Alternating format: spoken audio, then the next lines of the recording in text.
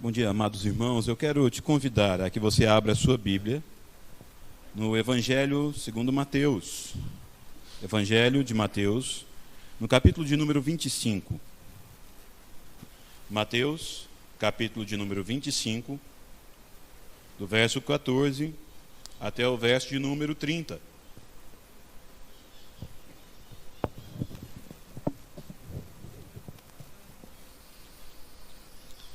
Essa é uma conhecida parábola proferida por Jesus a seus discípulos, chamada também como parábola dos talentos. E ele está falando então aos seus discípulos sobre o reino dos céus, e assim então ele inicia: pois será como um homem que, ausentando-se do país, chamou os seus servos os bens. A um deu 5 talentos, a outro deu 2, e a outro deu 1, de acordo com a capacidade de cada um deles. E então partiu. O servo que tinha recebido 5 talentos saiu imediatamente a negociar com ele e ganhou outros 5. Do mesmo modo, o que tinha recebido 2 ganhou outros 2. Mas o servo que tinha recebido 1 talento, saindo, fez um buraco na terra e escondeu o dinheiro do seu senhor. Depois de muito tempo, o senhor daqueles servos voltou e fez ajuste de contas com eles. Aproximando-se o que tinha recebido 5 talentos, entregou outros 5, dizendo: o Senhor me confiou 5 talentos, eis aqui os outros 5 que ganhei.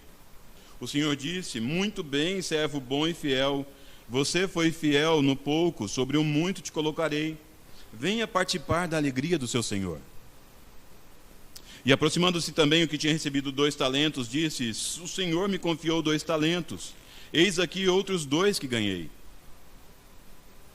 Então o Senhor disse: muito bem, servo bom e fiel, você foi fiel no pouco, sobre o muito colocarei, venha participar da alegria do seu Senhor.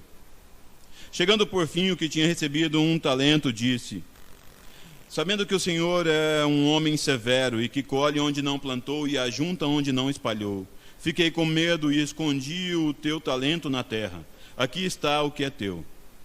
Mas o Senhor respondeu: servo mau e preguiçoso. Você sabia que colho onde não plantei e ajunto onde não espalhei? Então você deveria ter entregado o meu dinheiro aos banqueiros e eu, ao voltar, receberia com juros o que é meu.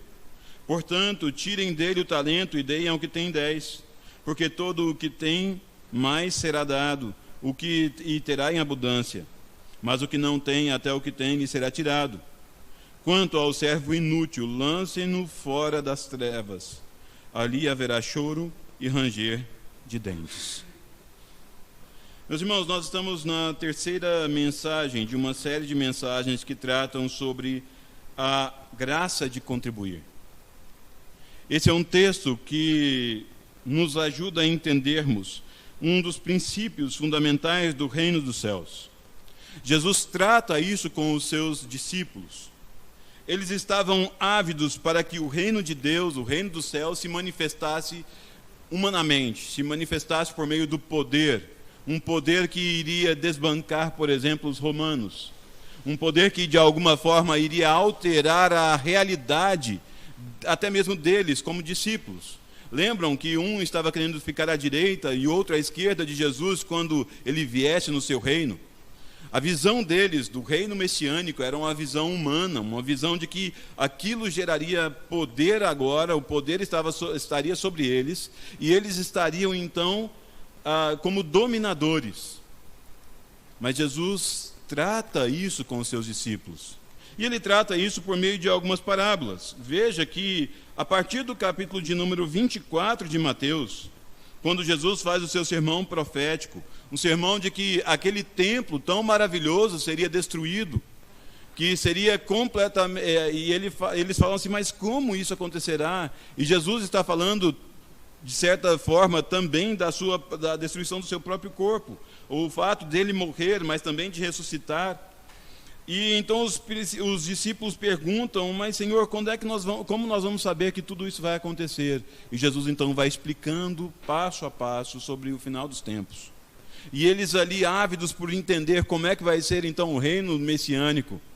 E Jesus vai falando sobre como é o reino dos céus. E aí nós temos a parábola do servo fiel e do servo mau, a parábola das 10 virgens, e aqui a parábola que nós lemos, a parábola dos talentos. Quando nós observamos essas parábolas ou ensinos de Jesus sobre o reino dos céus, aqui nós temos um ponto fundamental, que é o ensino de Jesus sobre o que nós conhecemos na teologia sobre a mordomia cristã.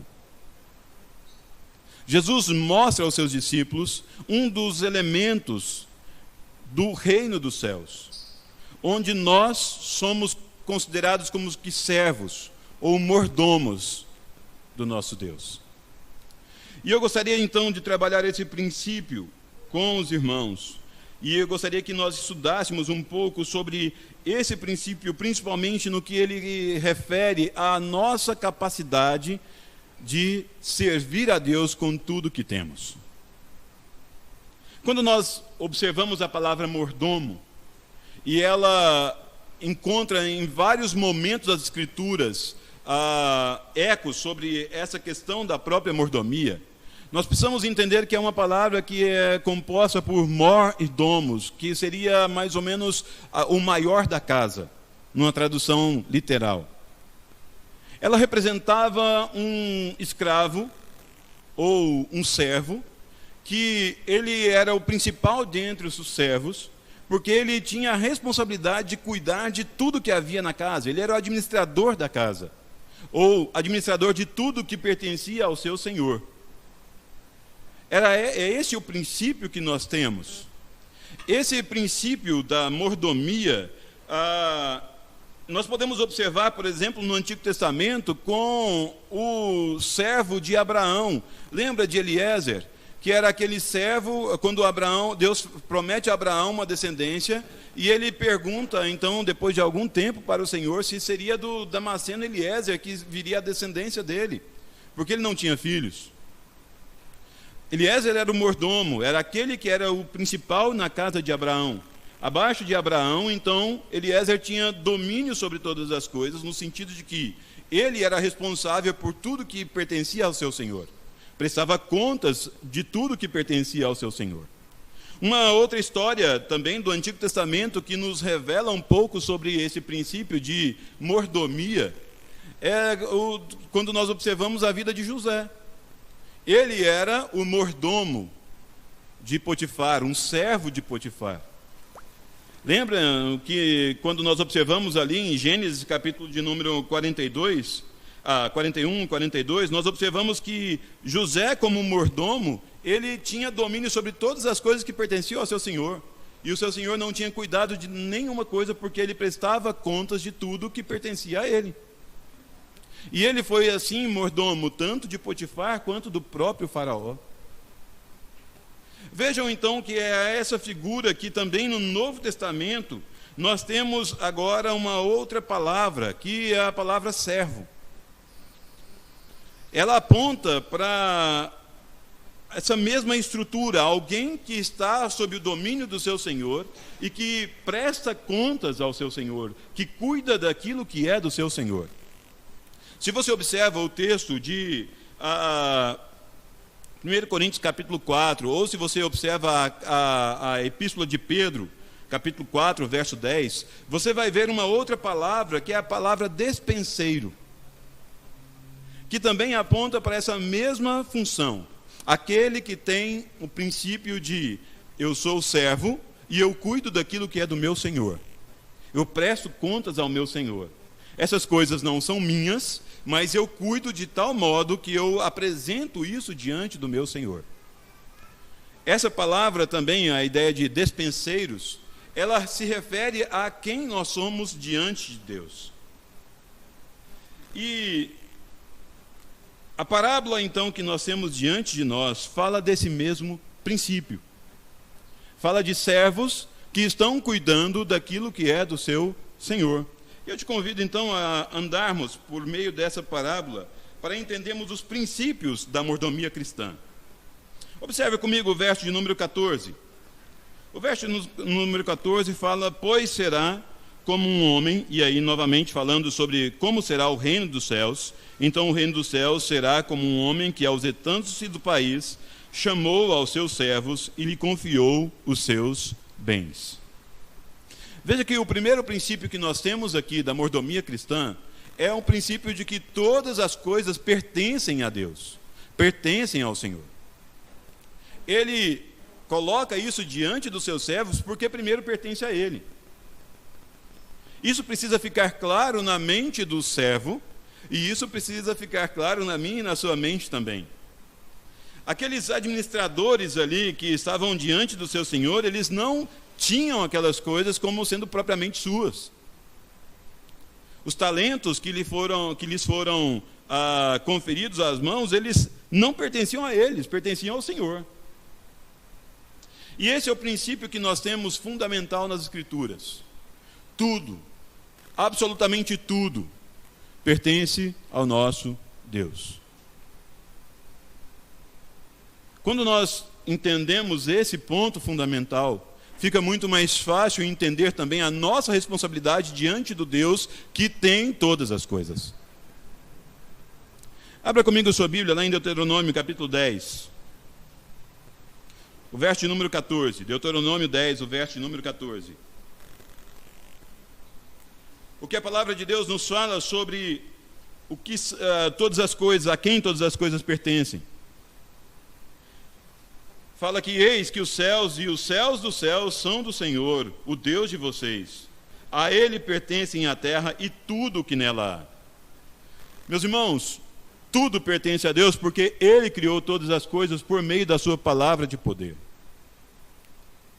Deus não divide a sua glória com ninguém, porque Ele fala, é meu, me pertence. Os átomos são meus. O universo, as constelações, as galáxias, todas são minhas. A sua vida e a vida de todo ser que respira pertence também a Deus. O Salmo 24 também nos fala isso. Ao Senhor pertence a terra e a sua plenitude, o mundo e os que nele habitam. Se você observa também lá no texto de Apocalipse, capítulo 4, verso 11, quando os anciãos estão cantando na presença do Rei, daquele que tem poder eternamente, eles falam que Tu és digno, Senhor, e Deus nosso, de receber a glória e honra e o poder, porque criaste todas as coisas e por Tua vontade elas vieram a existir e foram criadas. O primeiro princípio da mordomia cristã é que nada pode fugir ao poder de Deus, porque tudo pertence a Ele. Quando nós aplicamos isso na nossa vida, precisamos fazer algumas perguntas sinceras ao nosso coração, meus irmãos. O que nós temos que não pertença a esse Deus? Que não seja domínio justo e direto desse Deus. Talvez você pense o seu tempo, a sua agenda. Mas o Salmo 139 vai nos lembrar algo. Os seus olhos viram a minha substância ainda informe, e no teu livro foram escritos todos os meus dias. Cada um deles escrito e determinado, quando nenhum deles ainda existia. O nosso tempo, a nossa agenda, não são nossos. Pertencem a Deus.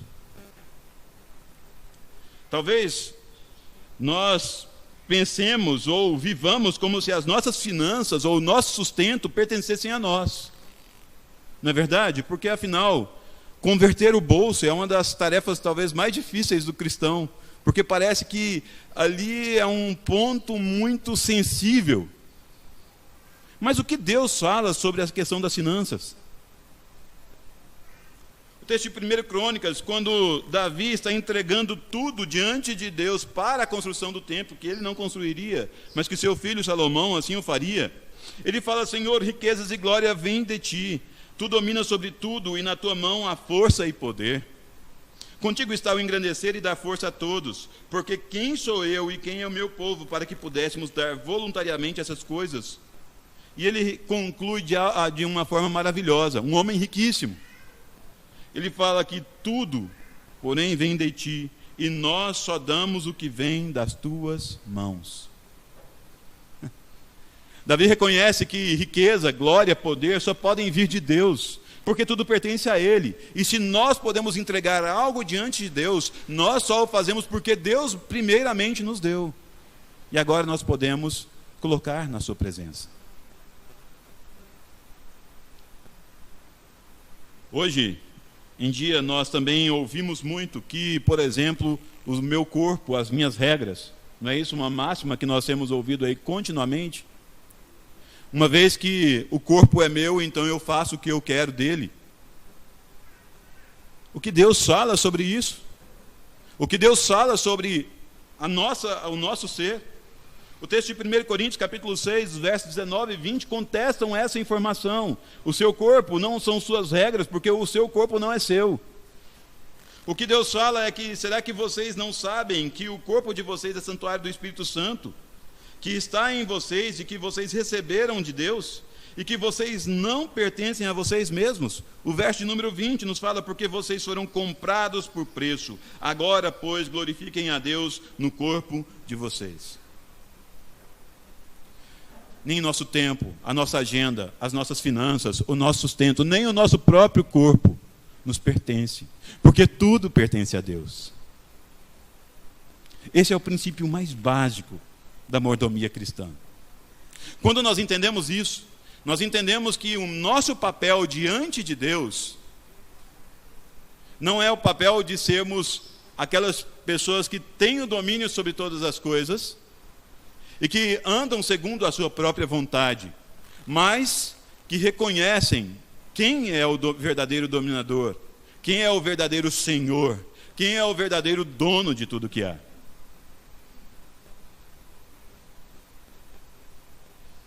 E a conclusão mais óbvia que nós podemos chegar nesse primeiro momento é que se tudo pertence a Deus, se tudo pertence ao Senhor, então tudo deve cumprir os propósitos para qual o Senhor nos deu essas coisas.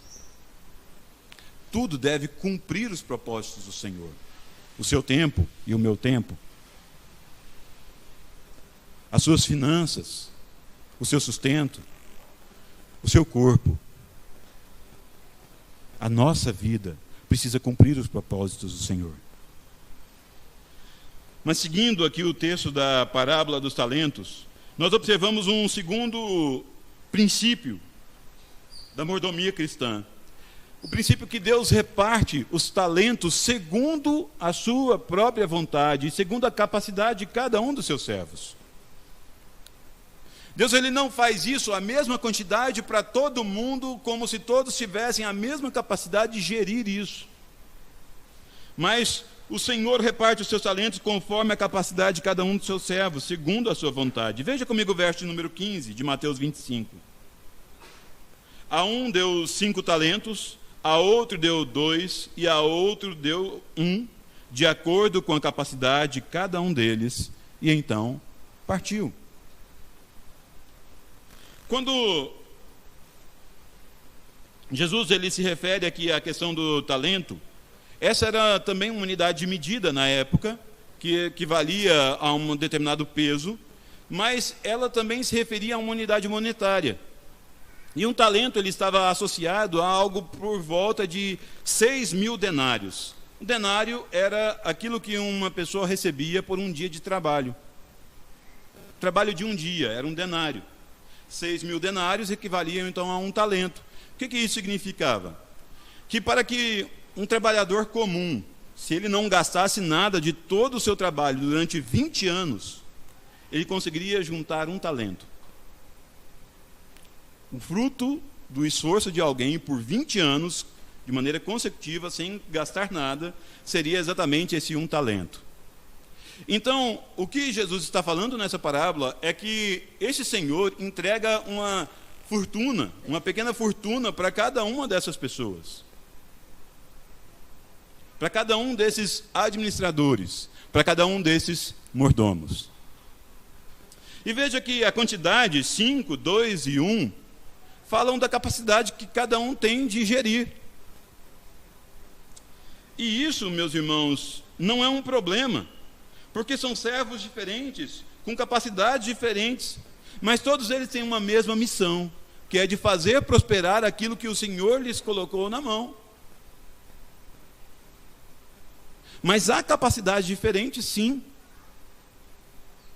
Há pessoas que têm capacidade de gerir grandes quantidades financeiras, por exemplo.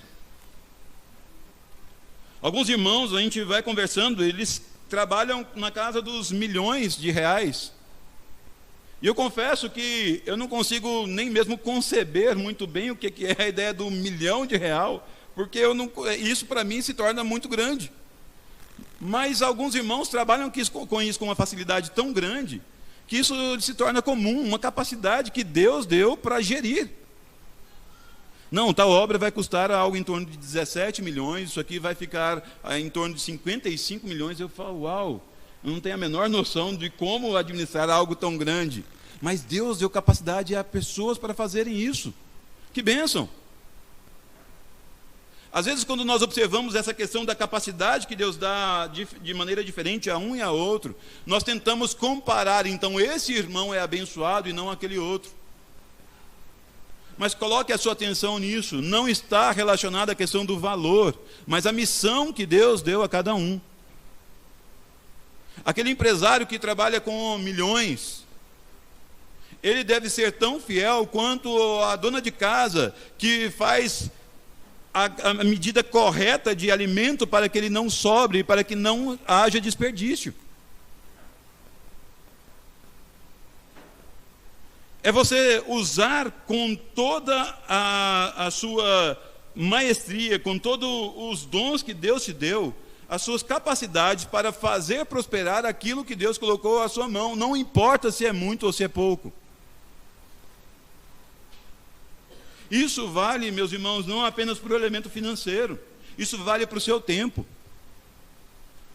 Todos nós temos já uma mania do século de falar que nós não temos tempo para nada, mas nós continuamos tendo as mesmas 24 horas. Isso é maravilhoso, porque é um tempo que Deus deu. Vale para Adão, vale para Davi, vale para Paulo, vale para mim, vale para você. É o mesmo tempo. E o que nós fazemos com esse tempo que Deus nos deu? Aí nós temos então uma responsabilidade. Temos administrado de maneira fiel o que Deus nos tem dado? Porque Deus nos deu então uma quantidade, algo para fazer. Isso vale, meus irmãos, até mesmo pela questão de filhos. A alguns Deus deu a capacidade de gerir uma família grande e conseguir fazer isso de uma maneira incrível. Outros, talvez uma família um pouco menor. Mas o que nós precisamos ter diante de Deus é essa tranquilidade que Ele dá os seus talentos, Ele dá de acordo com a capacidade de cada um de nós. Eu não preciso olhar para o outro achando que o outro tem mais, ou olhar para o outro pensando que é menos. A nossa missão diante de Deus, ela é a mesma. Então, o princípio que nós temos aqui, que fala sobre Deus dar essa capacidade ao homem, vem então os 3 princípios fundamentais da mordomia cristã, que é o que nós temos lá em Gênesis, capítulo 1, o verso número 26, e Gênesis capítulo 2, o verso 15. Quando nós observamos que o homem foi colocado no jardim do Éden com uma ordenança. Ele tinha um objetivo de vida. Ele não estava apenas ali, como se fosse plantado como uma das outras árvores. Ele estava ali com um objetivo, com uma missão dada por Deus. A missão que Deus deu ao homem estava relacionada ao governo, porque ele dominaria sobre todos os animais. Isso tem a ver com governo. Ele também tinha uma responsabilidade ou uma missão de produzir. No texto lá de Gênesis capítulo 2, nós observamos a palavra cultivar, e a ideia de produzir, de fazer frutificar. E ele também tinha uma responsabilidade, a responsabilidade de preservar, que nós observamos ali a questão de guardar. Então ele tinha 3 responsabilidades diante de tudo que Deus havia criado e que era muito bom: governar, produzir, preservar. Isso foi dado ao homem antes da queda. Isso não é um castigo para o homem, mas isso é algo que Deus colocou na vida do homem, porque é responsabilidade do homem, uma vez que Deus dotou o homem com capacidade para tal. Governar, produzir, preservar. É lógico que cada uma dessas capacidades também foi manchada ou maculada pelo pecado, meus irmãos. É lógico que ao invés de governar de maneira bondosa a criação, a tentativa do homem sempre é de subjugar, mas no sentido de aprisionar a própria criação. Basta observarmos quantos males nós temos feitos com a própria natureza que Deus criou. Como nós somos maus despenseiros dos recursos que Deus nos deu.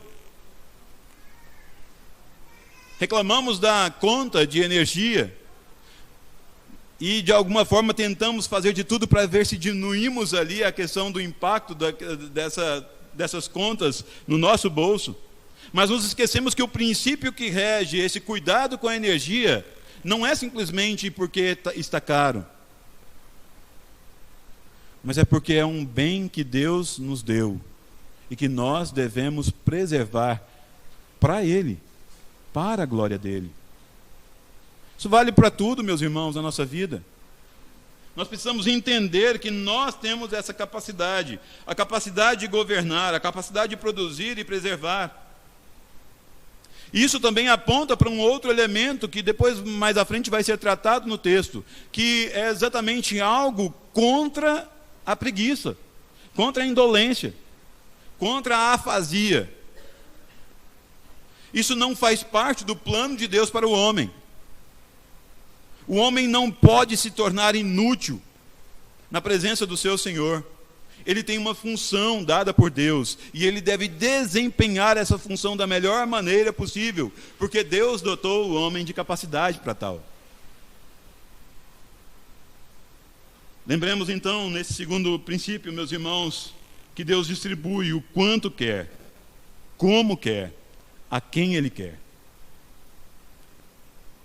A função de cada um de nós é ser fiel diante de Deus, no que Ele nos tem dado. Mas o terceiro princípio da mordomia cristã, que nós precisamos observar aqui no texto, fala do papel nosso como servos. Qual o papel do servo diante do seu Senhor? Observe então o verso de número 16, o verso de número 17. O servo que tinha recebido 5 talentos saiu imediatamente a negociar e com ele ganhou outros 5. Do mesmo modo, o que tinha recebido 2 ganhou outros 2. O papel do servo é honrar o seu senhor na administração fiel daquilo que ele recebeu. Veja que o papel do servo não é questionar se é muito ou se é pouco. O papel do mordomo não é achar, nossa, mas agora tem muito trabalho. Ou então, mas o outro ganhou mais do que eu. O outro tem mais capacidade, então dá para ele. Não, o papel do servo é receber aquilo que o seu senhor dá e falar, nisso que eu recebi, agora eu vou trabalhar. Eu vou governar, eu vou produzir e eu vou preservar. Fazer isso aqui render, fazer isso aqui dar os frutos necessários.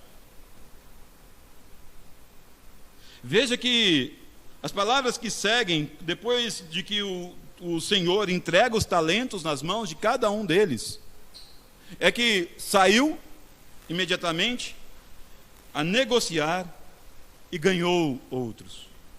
Saiu imediatamente a negociar.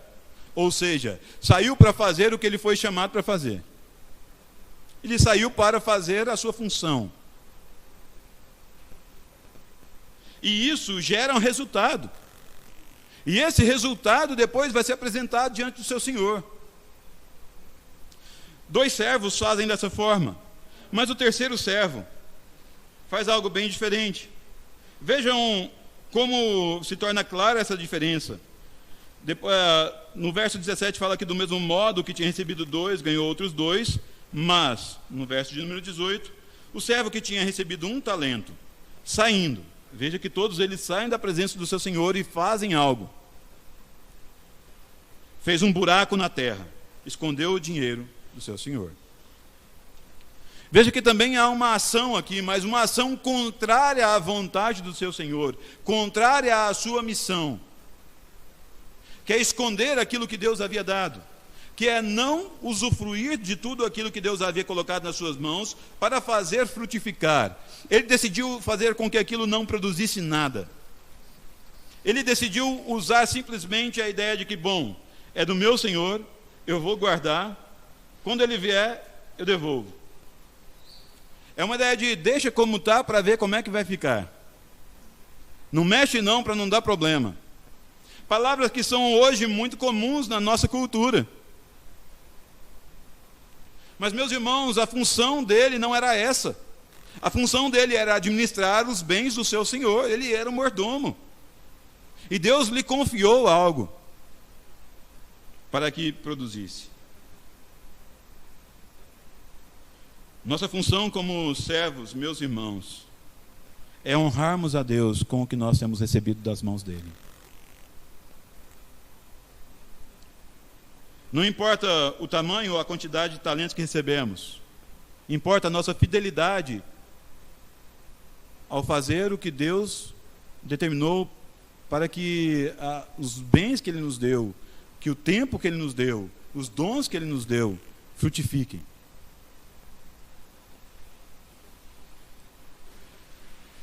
Nesse momento, muitos tentam falar que, bom, eu tenho pouco tempo, eu tenho muitos afazeres, ou eu tenho isso ou aquilo, e esse ano vai ser um ano muito difícil de eu conseguir trabalhar na igreja, está difícil. Será que o que Deus te deu não significa que você precisa servir a Deus? Não estou falando de ativismo, meu irmão e minha irmã. Eu estou falando de você encarar de maneira correta o que Deus colocou nas suas mãos. Os seus dons são para a glória dele. Você cantou agora pela manhã que tudo pertence a esse Deus. Nós falamos isso, nós reconhecemos isso na leitura do Salmo. Mas na hora de agirmos, quantas vezes nós queremos apenas guardar aquilo que Deus nos deu, falar, Senhor, está aqui guardadinho, mexe não, vamos deixar aqui, porque está difícil agora. Meus irmãos, não. Não. Nós fomos chamados para fazer isso multiplicar, crescer, frutificar. É isso que você e eu fomos chamados a fazer. Meus irmãos, isso parte, por exemplo, na questão das nossas contribuições. Sim, envolve a nossa vida financeira. Os nossos dízimos, as nossas ofertas precisam estar na presença do nosso Deus. E elas precisam frutificar, gerar frutos. Ora, se eu não consigo ser fiel nos dízimos e ofertas, eu já não estou sendo fiel ao Senhor que me confiou o sustento. Simples assim. Eu estou enterrando aquilo que Deus me deu. Como se eu estivesse falando, Senhor, esse mês está difícil. Senhor, o preço do material escolar subiu. Senhor, o aluguel subiu. Senhor, a gasolina subiu. Senhor, tudo subiu, então não vai ter jeito. Vamos enterrar e esperar melhorar. Que erro, meus irmãos. Que erro. Ou então, a questão do nosso tempo. Quando nós falamos, Senhor, não dá tempo. Eu não consigo. Ou então, olha, é impossível, é muita coisa. E aí então nós começamos a negociar a nossa vida devocional, pessoal. Nós começamos a negociar a nossa vida de oração. Porque nós falamos, não dá tempo, Senhor, é impossível, não encaixa na minha agenda. O que Deus está falando é, meu filho, mas eu te dei o tempo. O que você está fazendo com ele? E o seu tempo perdido com o seu smartphone? Com Os milhares de vídeos e vídeos e vídeos e mais vídeos inúteis que você ainda está assistindo. Ou então, com programas que você nem mesmo sabe de onde veio, nem para onde vão, mas você tem que continuar assistindo, porque afinal de contas você começou uma série. Ou seja lá o que você e eu façamos para matar o tempo, meus irmãos, nós temos que ser bons despenseiros do tempo que Deus nos deu. Nós temos que ser fiéis administradores do tempo que Deus nos deu, para a glória do nosso Deus, para o serviço do nosso Deus.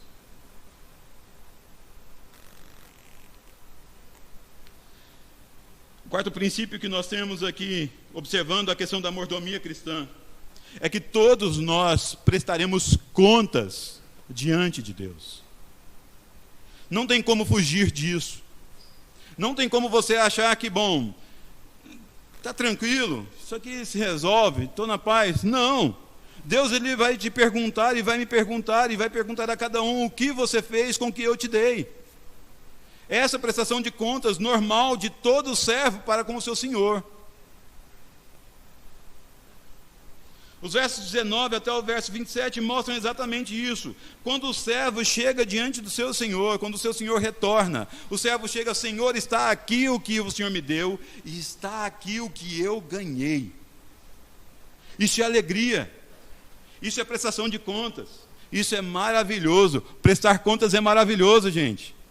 Sabe por quê? Porque a responsabilidade não é apenas minha, mas é mostrar o que eu tenho diante de Deus.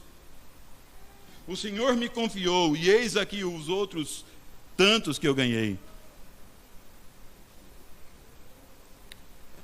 O Senhor me deu tais talentos, eis aqui o que eu fiz com esses talentos. O Senhor me deu sustento financeiro, eis aqui o que eu fiz com o que o Senhor me deu para administrar. O Senhor me deu saúde. Veja como eu cuidei da minha saúde e como eu pude abençoar outras pessoas com isso. O Senhor me deu capacidade de gerir, de supervisionar, e veja o que eu então fiz com isso, Senhor. Essa é a atitude esperada de um servo, de um mordomo fiel. Mas nós temos aqui também uma mostra de como não fazer, de como não agir. E é o que nós observamos a partir do verso de número 24.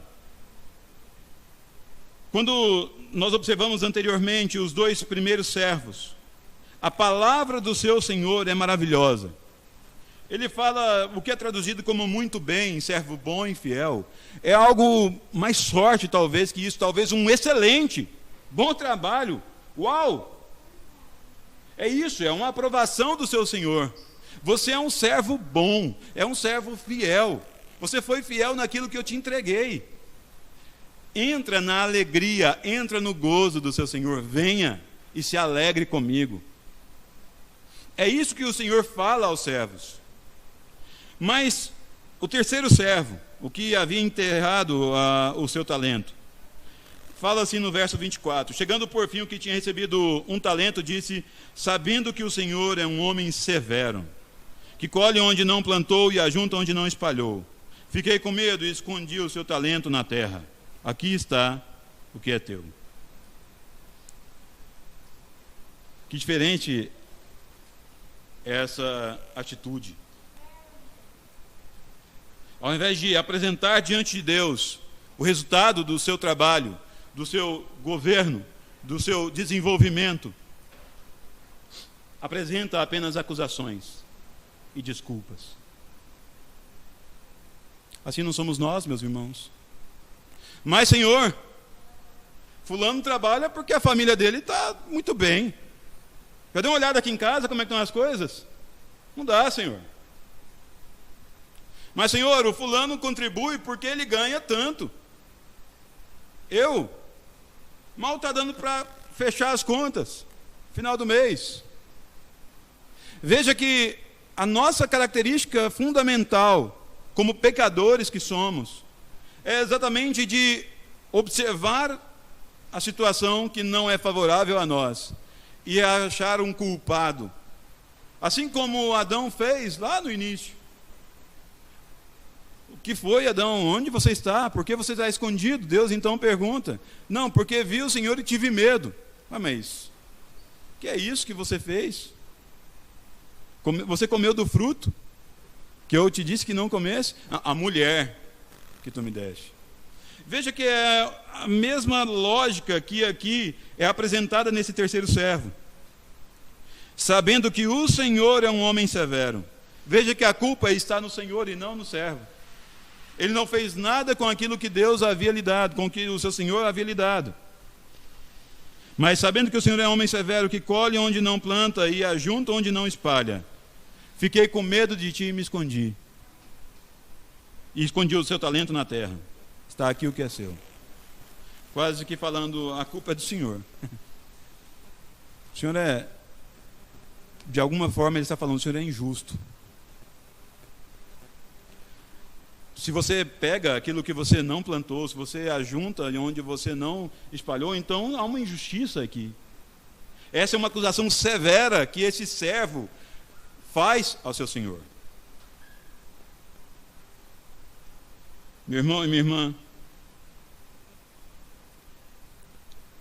o que nós estamos falando ao nosso Deus, quando nós prestamos contas a Ele de tudo que nós temos recebido? É lógico que naquele grande e maravilhoso dia do retorno do nosso Senhor, isso vai ser de um modo total, de um modo que todos estarão na presença do Senhor. Mas no seu coração e no meu coração, dia após dia, como nós temos prestado contas ao nosso Deus? Temos mostrado os frutos do que Deus tem nos dado?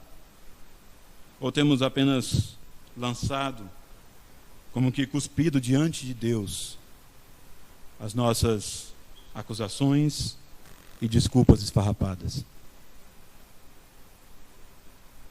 Por último, nós sabemos que o Senhor julgará cada um. Veja que o julgamento de Deus para os servos que foram fiéis são palavras maravilhosas: excelente, ou muito bem, servo bom e fiel. Você foi fiel no pouco, sobre o muito te colocarei. Venha participar da alegria do seu Senhor.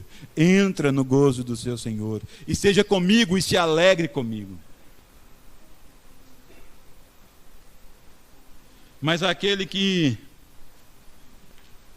não faz frutificar aquilo que Deus deu nas suas mãos para frutificar, aquele que esconde aquilo que Deus tem dado, Deus tem uma palavra duríssima. No verso de número 26, o Senhor respondeu: servo mau e preguiçoso. A palavra preguiçoso aqui, ela é terrível. Talvez na sua tradução esteja negligente, ou algo próximo disso. É a ideia de preguiça mesmo, de afasia. Além de mostrar que esse é um servo completamente contrário à obra que Deus chamou ele para fazer, ainda qualifica o servo como mau. Meus irmãos, isso é terrível. O Senhor então fala: você sabia de tudo isso, você acha que eu sou então severo, e você não fez nada. Você deveria ter entregado o meu dinheiro aos banqueiros, e eu, ao voltar, receberia com juros o que é meu. Veja que houve ali até mesmo uma depreciação daquilo que Deus havia dado. Ele não recebeu nem mesmo a quantidade que ele havia entregue, porque ao final de contas aquilo desvalorizou. Aquilo se perdeu. E Deus julga de uma maneira muito dura. Servo mau e preguiçoso. E o resultado é que os dois primeiros servos entram na alegria do seu Senhor, no gozo do seu Senhor. E aquele servo mau, negligente, preguiçoso, lancem-no para fora, nas trevas. Ali haverá choro e ranger de dentes. Meu irmão e minha irmã, quando nós estamos diante de um texto como esse, que fala sobre a nossa necessidade de servirmos da maneira correta ao nosso Senhor, nós entendemos que toca a questão financeira, sim, mas não apenas isso. Toca o nosso tempo, os nossos dons, as nossas capacidades, toca a nossa família, toca tudo que nós somos, porque tudo pertence ao Senhor. Concluindo, meus irmãos, que cada um de nós seja fiel no uso das oportunidades que Deus tem dado. Elas são muitas. Pese no seu coração o que você tem recebido de Deus. Essas oportunidades que Deus concedeu a cada um de nós, meus irmãos, segundo a nossa capacidade dada por Deus. E elas devem ser desenvolvidas por gratidão, para a glória do Senhor. Para que a obra de Deus se estenda, para que pessoas, que os pequeninos do Senhor sejam alimentados, para que haja a justiça do nosso Deus. Nosso papel continua sendo de governar, preservar e de fazer frutificar. Façamos isso com alegria, na presença do nosso Deus, com fidelidade, porque Ele é o nosso Senhor. Nós somos apenas mordomos daquilo que Ele nos colocou nas mãos. Vamos orar? Pai amado, obrigado porque a Sua palavra nos ensina, a Sua palavra é viva e eficaz. Nós te adoramos por isso. Nós te adoramos também, ó Pai, porque o Senhor nos tem dado tantas coisas.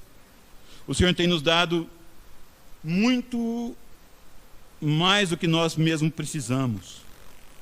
E nós reconhecemos que isso faz parte do plano do Senhor, para que nós possamos administrar aquilo que o Senhor mesmo colocou nas nossas mãos. Ajuda-nos a entender que o que o Senhor tem nos dado, ó Pai, não é apenas para o nosso próprio usufruto, mas para fazer cumprir a Sua vontade diante da igreja, diante dos nossos irmãos, diante da terra, diante do mundo. Nos ajude, Pai, a sermos bons mordomos, bons despenseiros da graça que o Senhor tem nos dado. Nos ajude, ó Pai, a levar adiante os projetos que o Senhor mesmo colocou no nosso coração. Que nós sejamos sábios ao administrar nosso tempo, que nós sejamos sábios ao administrar nossas finanças, a nossa família, os dons e os talentos que o Senhor nos concedeu. Ajude-nos, Pai, a não apenas enterrarmos isso, esperando que de alguma forma o Senhor ainda assim se sinta agradecido pelo que nós deixamos de fazer. Não, Pai, que o Senhor esteja nos ajudando a entender que o Senhor nos chamou a servir, e que façamos isso com toda a destreza que o Senhor mesmo nos tem dado, com as capacidades que o Senhor tem nos dado, com toda a alegria que o Senhor nos tem dado. Porque afinal de contas, Pai, recebemos tudo por meio de Cristo Jesus. A nossa própria vida pertence ao Senhor. Nos ajude a dedicá-la para a glória do Senhor. Em nome de Jesus Cristo que nós oramos. Amém.